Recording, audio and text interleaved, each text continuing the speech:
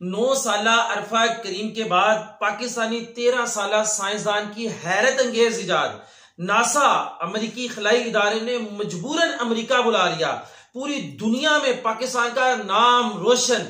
जी हां, तफसीलात के मुताबिक कराची से ताल्लुक रखने वाली एवरग्रीन सेकेंडरी स्कूल की 13 साला बिस्मा सोलंकी ने अपनी शानदार कामयाबियों पर नासा की तवज्जो जो है वो हासिल कर अपने तजुर्बात के अंदर 2 मरतबा फेल होने के बाद इस 13 साला बच्ची ने एक ऐसी ऐनक इजाद कर दी है जो कि ड्राइवर हजरात को दौरान ड्राइविंग सोते वक्त अलर्ट करेगी। जी हां, तफसीलात के मुताबिक जब भी कोई बंदा ड्राइविंग करते हुए सो जाएगा, उसे ऊंघ आएगी, तो ये जो ऐनक है इसका फंक्शन कुछ यूं करके है कि इसमें सेंसर लगे हुए हैं। वो सेंसर अलर्ट हो जाएंगे और वाइब्रेशन होगी और बंदे को सोने से जगा दिया जाएगा।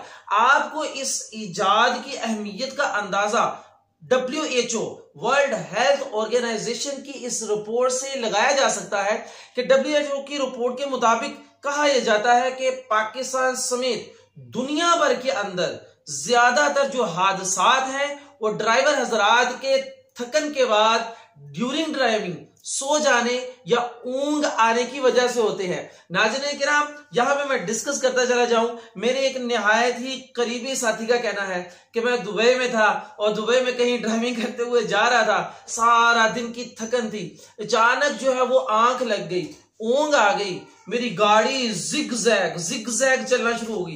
फिर ये गाड़ी जाके दूसरी गाड़ी के साथ टकराई, फिर गाड़ी पूरी की पूरी यूं करके घूम गई, बिल्कुल इसी तरह से जैसे कोई फिल्मी सीन हो रहा हो।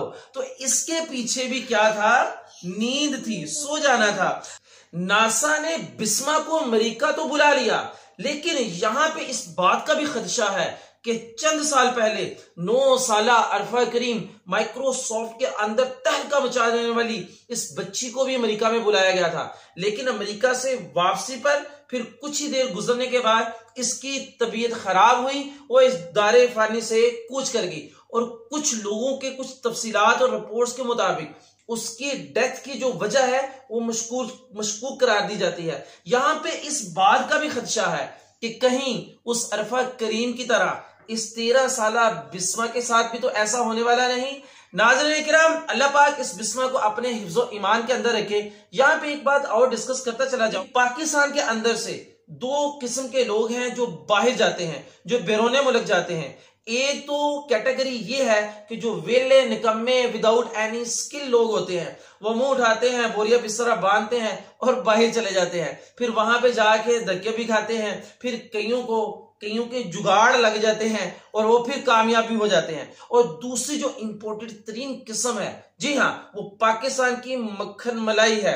नाज़रीन किराम, वो बिस्मा के जैसे, अरफा के जैसे कीमती तरीन लोग होते हैं, फिर इनका फायदा वो बैरूनी दुनिया वो उठाती है। यहां पे मैं डिस्कस करता चला जाऊं। अगर मैं आपसे पूछता हूं कि बिल गेट्स दुनिया के इस अमीर तरीन बंदे का ताल्लुक कहां से है, तो जवाब आएगा अमेरिका से। अच्छा, फिर नेक्स्ट क्वेश्चन ये है एलन मस्क, इसका ताल्लुक दुनिया के किस कंट्री के साथ है, तो आपका जवाब आएगा अमेरिका के साथ। अब मेरा आपसे अगला क्वेश्चन ये है, फिर ये काम कहां पे कर रहे हैं, फिर आपका जवाब आएगा अमेरिका के अंदर। तो नाज़रीन किराम, यहां पे पता ये चला कि उन्होंने अपनी कंट्री के लिए काम किया, अपनी कंट्री के अंदर रहते हुए काम किया।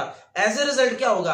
कंट्री के अंदर एम्प्लॉयमेंट रेशो बढ़ेगी, रोजगार के मौके बढ़ेंगे, लोगों को रोजगार मिलेगा, मुल्क तरक्की करेगा। और यही हुआ। और दुनिया के अमीर तरीन इसी तरह से जिस कंट्री को भी आप खंगालेंगे, चाहे वो भारत हो, बैरूनी हमारा जो हमसाया मुल्क है, चाहे वो इंग्लैंड हो, चाहे वो कनाडा हो, आपको हर एक मुल्क के अंदर इसी तरह के केसेस मिलेंगे। यहां पे मेरी हुकूमत वक्त से भी इल्तिजा है कि पाकिस्तान के लिए कोई लॉन्ग टर्म पॉलिसीज बनाए और पाकिस्तान का ये जो सरमाया है, ये जो टैलेंटेड लोग हैं, इनको संभाला जाए।